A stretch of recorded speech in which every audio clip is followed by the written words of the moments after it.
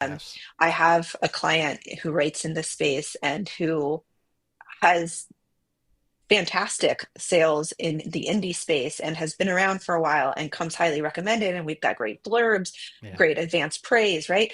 I think I And know who you're it's talking it about too. Shout out to yeah, him. yeah, hi. um, it's impossible, right? It's so difficult Very talented guy. and I think yeah, I mean, we love the book so much, right? Like it's a fantastic book. Um, because the market is saturated.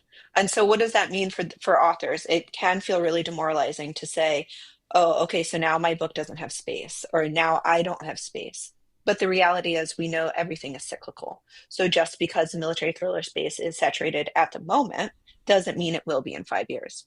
Hmm. So with that particular author, I said, "Hey, here are the things that I know my editors are looking for. You're a prolific guy. You can write really quickly. Well, will you write me something that feels like this?" And so he has, and I'm eagerly waiting for it because now we're positioning his career differently. Now we're looking at what the market is wanting and we're saying, okay, we're gonna meet that standard because now we know what the standard is.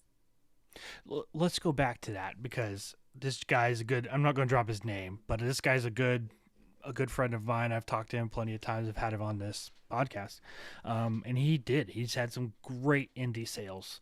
Um, does indie matter when it comes to big publishing? Can you go indie and go self publishing and then still strike a traditional deal? Listen, that's what every author should be doing. Really? You should, oh my gosh. Yeah. So to oh, this is my favorite topic right now. Let me back up by saying that our newest agent, Kelsey Evans, is heading up our indie scouting at Rosecliff, which is because I recognize that there are tons of indie authors out there who love the freedom and the autonomy that comes with being an indie author and still harbor trad ideas, trad dreams, right? So, yes, indie can absolutely make or break a trad career in that if you have sales numbers of 5,000 or more, 5,000. you have done that without marketing from a large traditional publisher. ITIN can take those numbers and say, okay, this is what they can do on their own. Now imagine what they could do with just a little bit of resource from you, right? And so come back to that 20,000 number that we just talked about and the number um, of units you have to sell.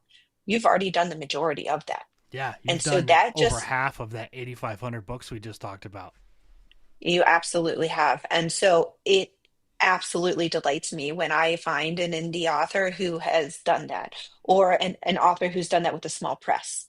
Um, because that shows me that they understand how to play the game. And then I can take all of that and I can go directly to my editors and say, look what they've done.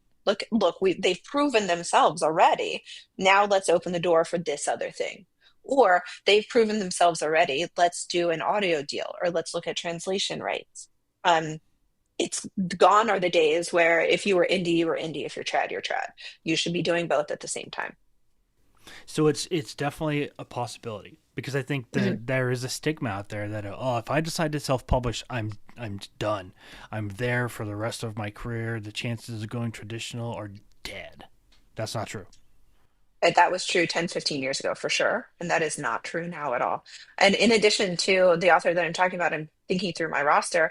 I have two other authors who are active in the indie space and they're still traditionally published authors. And one of them is a New York Times bestseller, right?